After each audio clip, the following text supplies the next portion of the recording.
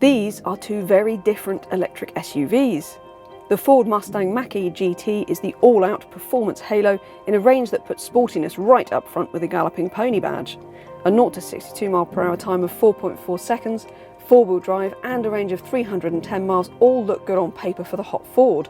But while the BMW iX3 is much more understated, we've already driven it and know that it's one of the best handling electric SUVs you can buy. And the driving range of 286 miles isn't so bad either. So, is the single-motor, rear-wheel drive BMW iX3 with its modest 6.8 seconds 0 to 62 mph time really a match for Ford's finest electric offering? That's not the only difference between these two cars. So, the BMW, you can buy it from about £61,000, £64,000 if you go for the M Sport Pro trim that we've got here and that most people are going to go for. The Mustang Mach-E GT that I'm in right now, well, that cost from £68,000. It's a bit of a price difference there. But, you know, this is the top of the range Mustang Mach-E GT, not forgetting that you can get lower end Mach-E's, rear-wheel drive, smaller batteries, this kind of thing, for usefully less money, including actually cheaper than the BMW. But here is the GT, the top of the range model. So you're talking about 480 brake horsepower, dual motors with four-wheel drive, and 0 to 62 in 4.4 seconds, 3.7 seconds if you use the American measure with a 1 foot rollout. And my goodness, it is fast, this thing. It's properly, it's really quite unhinged actually, I think, the Mach-E. It's quite addictive, that performance, the way you hit the throttle. And this has got, I think, a more responsive, more kind of explosive acceleration than actually even other EVs that I know have very similar performance. There's something about the way that with the Mach-E, you get this just a subtle, you can hear the tyres kind of like just scrabbling at the tarmac just for a heartbeat before it accelerates up the road, like it's going to try and dig its way through this road or something rather than accelerate. It's really fun. That is really good. What is disappointing is the handling, because this is the GT. It's got wider axles, it's got bigger brakes, Brembo brakes. It's quite heavily modified, 11mm dropped as well, but it doesn't feel good enough for a £70,000 sports SUV that you want to feel almost sports car-like. And the ride comfort on the GT as well, even though you get Magna-Ride suspension as standard, it's kind of an issue because it just never settles down. Now, the actual bump absorption over potholes and things, that's not too bad. That initial kind of thunk over a pothole, actually not damped too badly. But the general ride comfort over high frequency surfaces, that sort of scruffy, patched up road surface that you get everywhere in the UK, just is very restless. And it's quite noisy too, so you kind of get this constant sort of dirge of suspension noise in the background, and it's kind of like, you know, chattering away all the time. So it's quite frustrating in that respect, because it does feel like this is a car that's so nearly brilliant. It's the ride and handling that really lets it down, unfortunately. Especially when you can get cheaper versions of the Mach-E GT that ultimately I'd say are better. The GT clearly does have some issues, but it is still a mighty thing to drive and live with.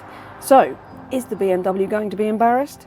Well, no. Let's face it, it's not really, is it? Of course, the iX3 isn't pegged as a sports SUV like the GT is. So you're talking 282 brake horsepower, one motor on the rear axle for rear-wheel drive, not four-wheel drive, and a 0 to 62 of 6.8 seconds. So, I mean, it's not even in the same, you know, galaxy as the Ford for performance. But, and I've said this before, how applicable are those crazy 0 to 62 times on UK roads, on any road really? I mean, can you really use that sort of performance? I'm not sure that you can all that often, and I think that the performance that the iX3 offers, to be honest, in most circumstances, 99.9% of the time, is just as good, because you still get that real kind of mid-range urgency. You still get a proper, real kind of like wave of torque right when you want it. And this thing, do you know what? Yes, it feels a little mundane compared to the Mach-E for performance, but it's still fast, it's still good. Now you think, ride comfort, well that's just about comfort, not fun. But actually, well, because the ride on the BMW iX3, which also gets adaptive dampers as standard, because it's that much more pliant, well the tyres stay in contact with the road more consistently, even when it's loaded up in a corner, and to a certain extent you actually have more confidence in the car as a result. It's really good, you know, it feels actually just as playful as the Mach-E, and yet you have that balance of it being more comfortable, more refined, and in many ways a bit more predictable. Neither of these cars has control of the brake regeneration via paddles on the steering wheel, which I think is a shame, because I think that brings more control and I think it works well. Even so, both of them, the regen bleeds in really nice and smoothly. It's quite predictable. I do think that the brakes on the Ford are a bit grabby, the big Brembo brakes, whereas the brakes on the BMW are a bit more predictable. Both of them have got good stopping power, so I don't think there's any quibbles on that front. The other thing that both of these cars have is that synthetic noise piped into the cabin to make it a bit more involving when you accelerate and decelerate, so it's mimicking to a certain extent what you get with a combustion engine, isn't it? It's trying to replace that lovely noise that you get with a good petrol engine. I don't think it will ever replace the sound that you get with a combustion engine. Much as I love EVs, I think that's one aspect of petrol that you know, you're never going to really quite replace with an electric motor. Nonetheless, I do like these sort of acoustic accompaniments to electric motors that manufacturers are doing. BMW's is one of the better ones, composed by Hans Zimmer, famously. And you get this, it is like there's a ghost under the bonnet or something. It's quite a sort of ghoulish noise, and you can turn it off, which is good, but I quite like it. It's a bit of fun. I think the Ford's is a bit better. There's something a bit grittier, a bit more performance about it, which is exactly the point. And I think for that reason, I do think Ford wins on the sort of made-up engine noise, or motor noise, I should say. So there you have it. The iX3 is not flawless, and yes, I can see why you might call it a bit dull. Boring it might be, but blimey, it's good.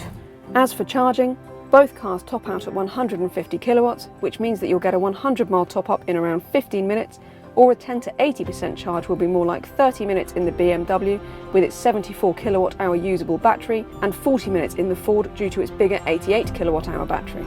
A full battery at a 7 kilowatt home wall box will take more like 11 hours in the BMW or 13 hours for the Ford.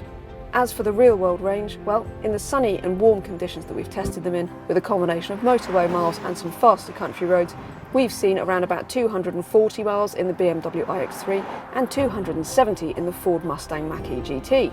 Both of these cars are really well equipped as standard. In fact, neither of the test cars here have many options.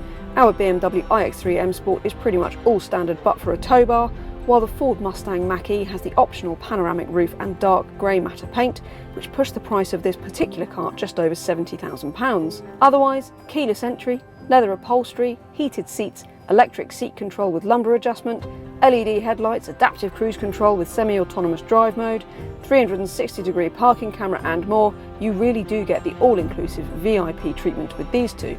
Both of these are really good family SUVs in terms of their practicality. In terms of load space, the Ford is at a little bit of disadvantage for its boot space. It's 402 litres back here. There is a bit of storage space under there, but not that much. Slightly shallow because it's got the raked back rear window, but I have to say, still a really nice wide load base. You're going to get a buggy and that kind of thing in there really easily. And more than that, you've got 81 litres of storage up front in the frunk, as it's called, or, you know, storage space under the bonnet of the car, basically, which is great because it means that you can keep the cables up there nice and neat and tidy and out of the way of all the, you know, everyday gubbins that you stuff in the boot all the time. You do get the powered tailgate and also a handless, keyless entry, so you can wave your foot under the back of it and open the boot, as standard on the Mach-E GT as well. Now the X3 has got the better of the two boots. It's got more space, over 500 litres, and it's quite a bit deeper as well, so you can see where it's got the boxier shape of the car. Nice deep boot, slightly deeper load bay as well. Little bit of storage under here, but it's a bit narrow, the storage under there, so you're going to struggle to get your cables in, which means that you are probably going to have this hanging about in your boot all the time, which is a bit of a pain because there is no storage in the nose of the iX3. So it's a bit 6 of one and half a dozen of the other. I think ultimately the X3's boot is actually that much better than the Ford's that I'd probably give it to the BMW just about for overall luggage space. Neither the Ford nor the BMW is available with 7 seats, but they do have really spacious, comfortable rear seats that'll be great for a couple of chunky car seats or for 2 tall adults. When it comes to it though, the BMW iX3 does have a fraction more legroom and noticeably more headroom, so is the better of the two. The BMW's interior is definitely a bit more conventional really than the Ford's, and if that's what you like, then I think that's completely a matter of opinion. You might really prefer the sort of more tech-focused, modernist, really kind of, you know, futuristic looking interior in the Ford, or you might think that the fact that this feels just like an ordinary car is a great thing. I do think that the BMW is the easier of the two to use. It's just instantly everything's where you expect it to be. Nice, straightforward physical aircon buttons, and I also favour the infotainment systems that have a really decent touchscreen like this, which quite straightforward menus, and also have rotary control down here, because I prefer using rotary control when I'm driving. I think it's a bit easier. Plus you've got nice shortcut buttons, so it's all quite straightforward, to be honest. Not a problem at all.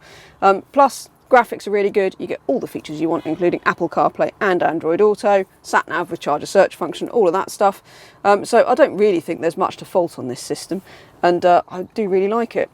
On top of that, the interior feels really, really nicely finished up here. Everything feels properly built, nice sort of dense materials. Maybe some materials down here feel a bit scratchy for what you might expect, but nonetheless, I do think it's a really, really nice place up here, really quality. And also the visibility is good. It's a nice boxy shape to the car, lots of glass. And I just think it's a really, really excellent interior. Maybe a bit boring compared to the Fords, I suppose, but it does exactly what you want it to do. As for the Ford, there is no doubt that the Mustang Mach-E has taken a lot of inspiration from Tesla, and that's no bad thing. The huge touchscreen has graphics that are just as good as the BMW's, and the inset volume control rotary switch is good too.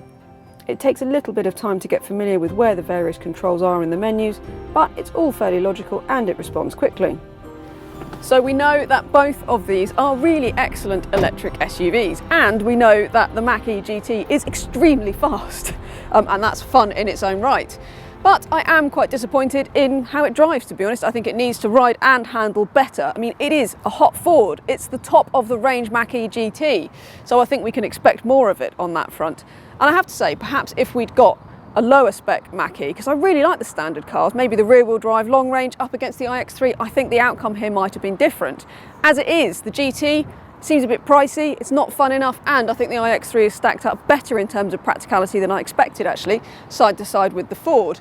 Yes, frankly, the BMW is a bit boring. Lots of people are going to level that at it. It's just not as cool as the Ford, is it? It doesn't look cool, it just looks a bit ordinary. Fine, I still think side to side, when you stack it up, well, I think the BMW takes this. Don't forget to head to cargurus.co.uk, where you'll find thousands of great used cars. And while we've got you here, give us a like, subscribe to the CarGurus UK YouTube channel, and turn on your notifications so that you don't miss any of our videos.